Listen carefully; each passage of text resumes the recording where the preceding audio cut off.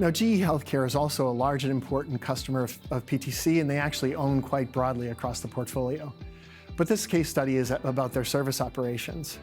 The situation they were in was they had regional service operations that were doing regional service and doing the best they possibly could. But what they wanted to do was actually globalize their service operations so that they could leverage learnings from, let's say, different regions to regions. They also wanted to have more consistent, high-quality delivery of service around the world. And they also wanted a central way to collect information about how service was going, how their equipment was performing, and how to better help their service technicians be more efficient. So they selected ServiceMax. They're in the middle of a global deployment of that. They're going live with the rest of the world here this summer, and then sometime in FY26, they'll go live in China.